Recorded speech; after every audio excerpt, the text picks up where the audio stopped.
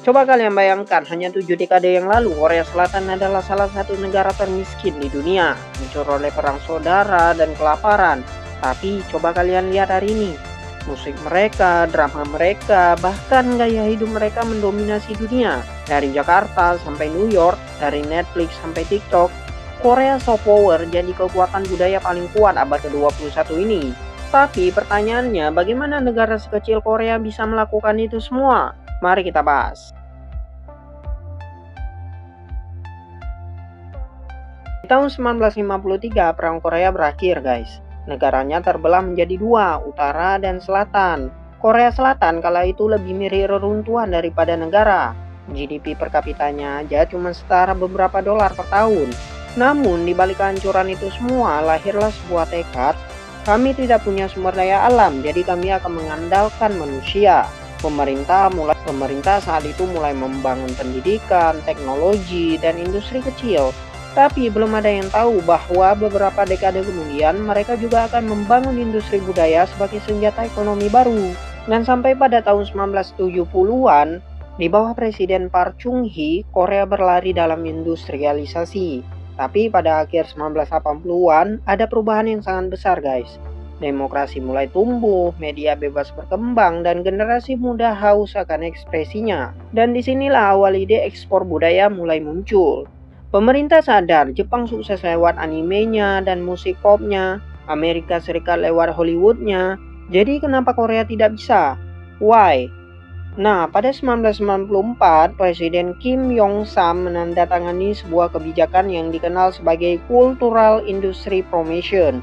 Ini awal mula Korea Selatan menjadikan budaya sebagai industri nasionalnya. Dan akhir 1990-an, dunia mulai mengenal kata baru yang bernama Hallyu atau Korean Wave. Dimulai dari drama Winter Sonata yang booming di Jepang dan Asia Tenggara. Kemudian muncul generasi boyband seperti Hot, Shinhwa, dan Boa. Dan di tahun 2000-an, Hallyu bukan sekadar hiburan tapi strategi nasional mereka. Pemerintah membentuk lembaga seperti Korea Creative Content Agency atau KOCA. Mereka mendanai, melatih, dan mengekspor artis ke luar negeri. Korea sadar budaya bisa jadi alat diplomasi mereka. K-pop bukan hanya musik, tapi wajah baru Korea di dunia internasional. Lalu datang sebuah era di mana internet dan media sosial itu booming, guys. Korea memanfaatkannya lebih cepat daripada negara manapun. Seperti SM, YG, dan JYP tidak hanya membentuk grup musik saja, mereka membentuk brand globalnya. Lalu pemerintah Korea mendukung penuh saat itu, investasi infrastruktur digital, pelatihan, hingga dukungan diplomatik untuk tur luar negeri mereka.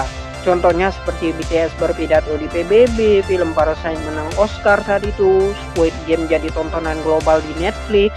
Semua bukan kebetulan, guys, tapi hasil strategi soft power yang terencana dari pemerintah Korea.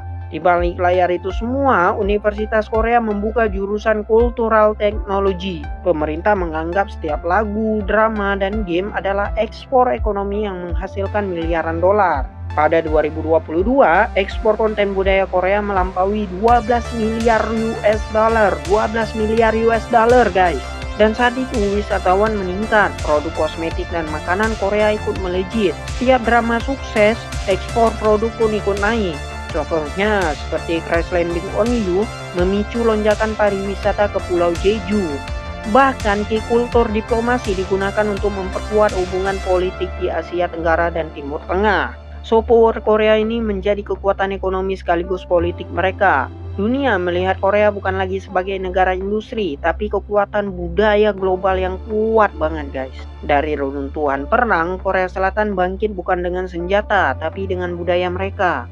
Mereka menaklukkan dunia lewat musik mereka, film mereka, dan gaya hidup mereka. Di dunia, Korea memberi pelajaran yang sangat penting.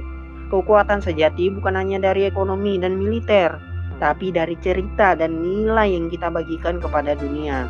Dan mungkin itu adalah alasan mengapa sekarang setiap kali kamu mendengar lagu K-pop, menonton drama Korea, atau makan kimchi, kamu sedang menjadi bagian strategi dari global Korea Selatan. Gimana pendapat kalian tentang strategi Korea Selatan ini? Mari berpikir kritis.